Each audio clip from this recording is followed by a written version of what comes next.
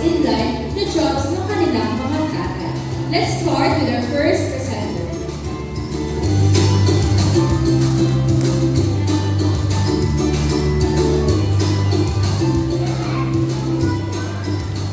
Paglaki ko, gusto kong maging katulad ng daddy ko.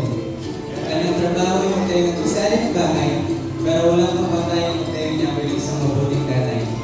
Masipag, matipuno, at iniisip ang aming pinapakasan. Nakapagtapos na kami sa isang magandang paaralan.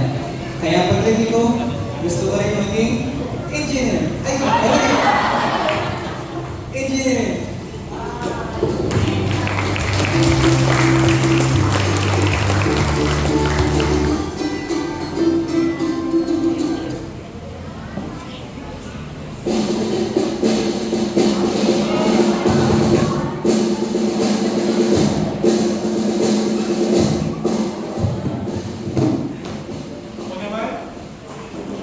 Ako naman, gusto ko maging isang sundalo. Tulad ng tatay ko, gusto ko maging matapang at magpagpintuan ng ating bansa. Strict naman sa aking paningin, ngunit siya ay isang mabuting ama at dapat hingalain. Isa pa man niya'y lagi ko sa hukay, kapayapaan pa rin ng ating bansa ang kanilang binibigay.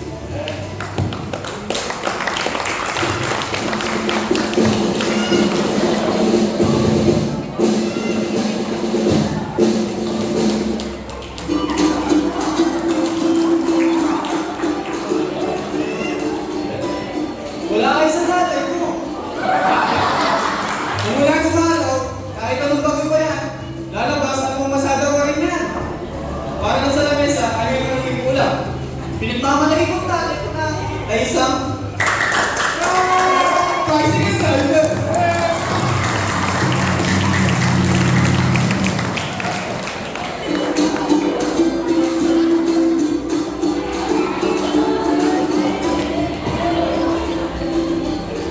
Ako? Ang tatay ko, kahit anong sira pa yan, kaya niya gawa ng paraan o ayun. Pukpok doon. Pukpok doon. Pukpok doon. Pukpok dito. Akit doon. Akit dito. Kahit anong init pa yan, eh, wala sa kanya epekto.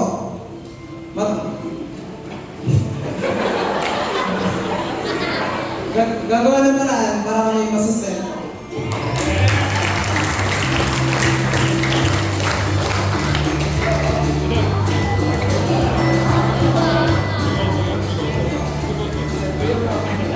Ang daddy ko ay ang pinakamasipag na taong kilala ko. Kaya niyang gawin ang mga bagay ng sabay-sabay.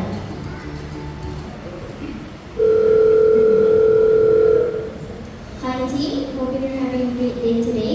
Just maintain the dollars collected high and keep up the good work. Have a great weekend! Ginagawa ang magaang gabi para magtrabaho. Ngunit, babangon pa rin sa umaga para ako ay maasikaso. Pagod, sakit at puyat ay di alantala. Kaya, patuloy siyang pinagpapala ng Diyos.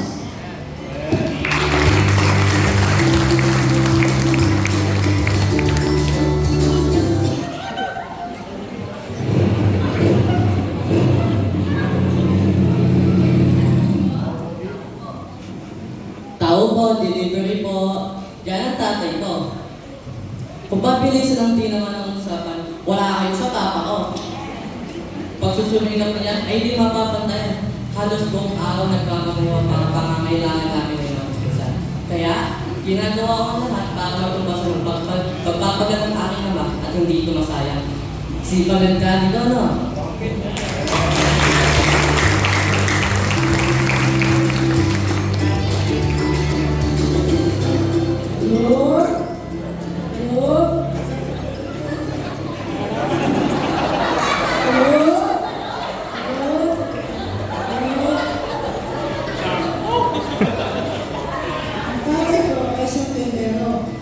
Madiskarte at masipag. Babangon ng umaga upang magtinda.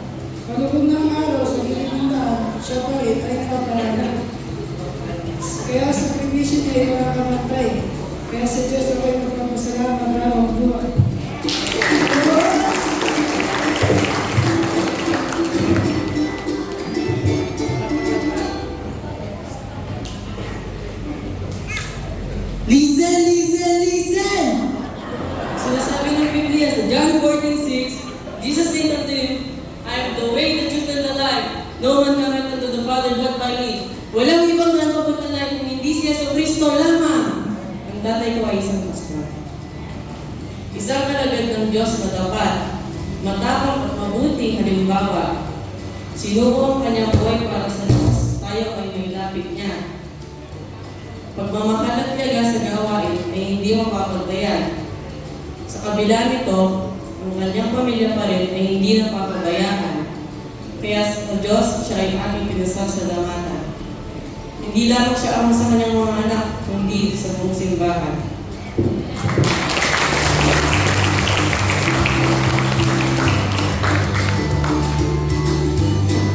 Ang tatay ko ay kaya din ng ibang tatay.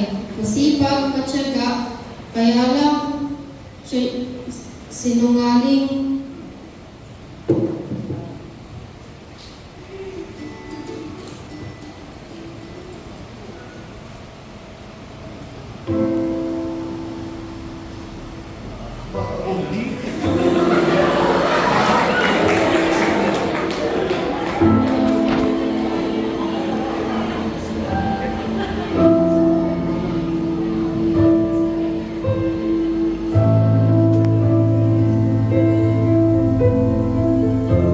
Sinungaling siya kasi sabi niya meron siyang trabaho.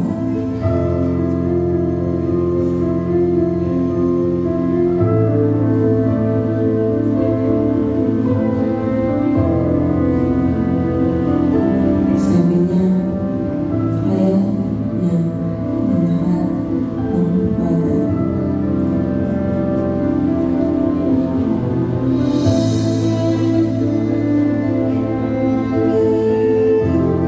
Sabi niya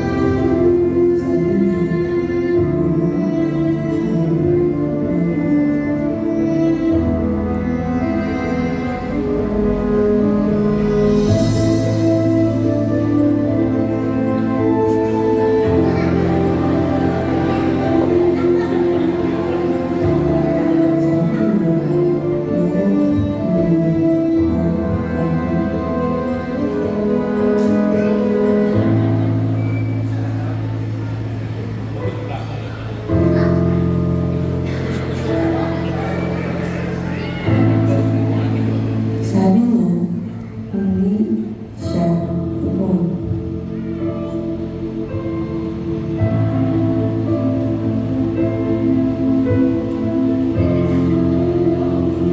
Sabi niya, madami pera.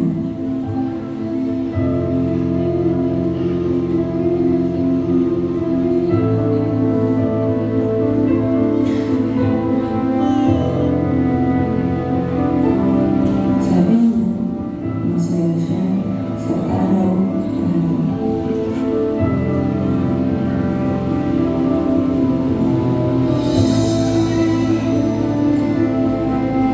Sabi niya, hindi siya